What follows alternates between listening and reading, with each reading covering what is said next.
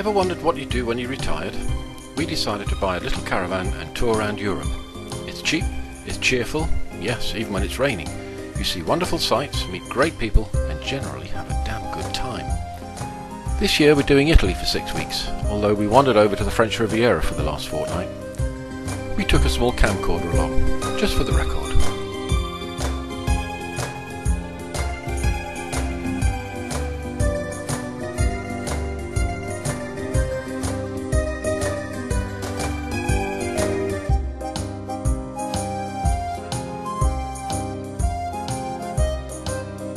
Yeah, that's good. I'm not quite sure if I got that right, but I think I sound convincing.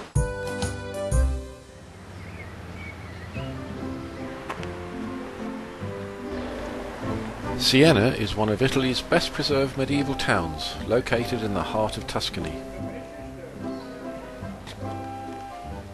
Built on 3 hills and surrounded by well-preserved walls, it's filled with fine examples of Gothic architecture and has one of the world's most unique piazzas, which we're going to see shortly.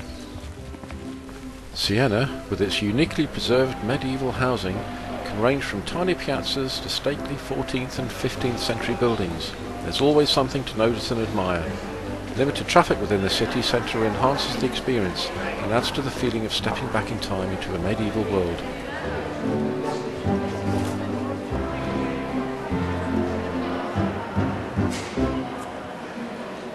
Apparently only official guides are allowed to show people around Siena. It's a big notice at one of at the gates coming in. So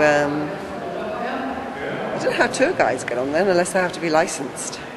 Or perhaps they have to employ a guide when they get here. Interesting. We'll see. Yeah. To begin with, we're just going to wander around and see what we can see.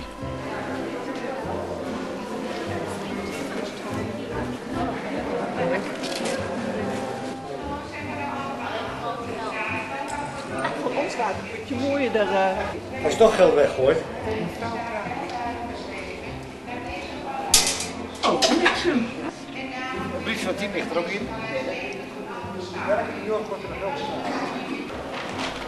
Eventually, we find ourselves approaching the heart of Siena, the Piazza del Campo, famous for its shell shape and still the focus of city life.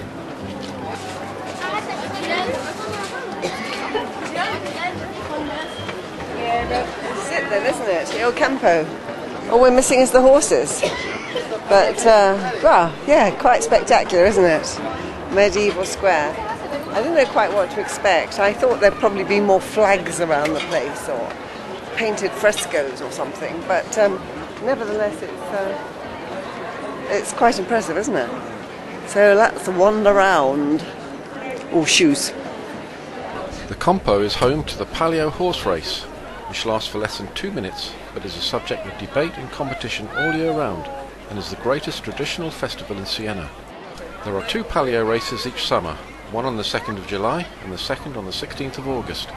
On the day of the Palio, spectators crowd into the piazza from noon on, willing to endure sun, heat and sweat to witness the traditional event. I just took their photograph and I said, have I got my scarf Italian style? They said, si, si, si. I don't think they're just fobbing me off. But there you are. Does it look Italian style to you? It looks lovely. Thank you. The colours do sort of match, don't they? Yeah. Well, for €5, I'm not bothered. Go on then.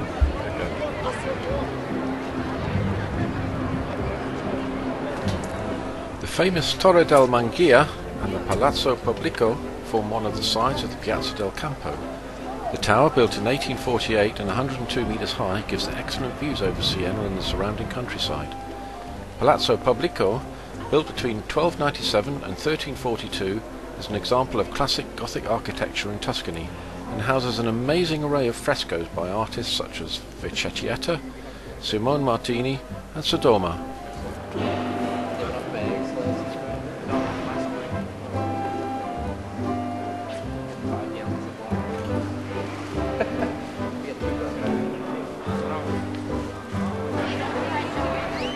All in all, the whole area is steeped in history, and as a result it's a magnet for school trips, as you can see from these children, who are everywhere.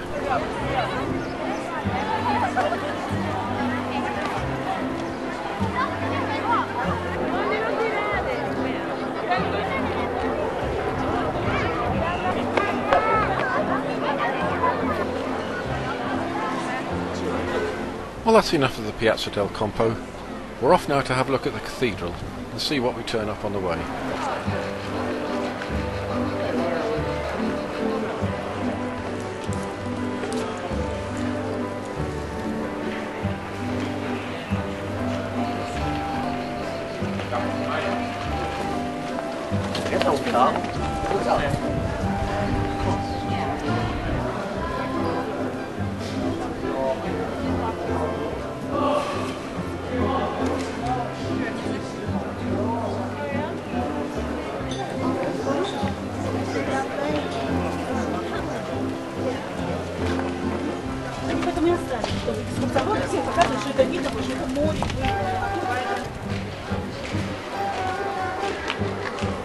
Well, here we are.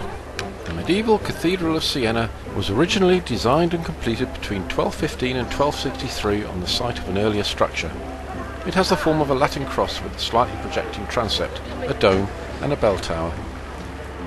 The statues of the lavish facade were sculpted by Giovanni Pisano and assistants. They represent prophets, philosophers and apostles. The half-length statues of the patriarchs in the niches around the rose window are the work of other sculptors. As with most religious buildings in Italy, it's impressive. We enjoyed Siena. Nice place, nice people.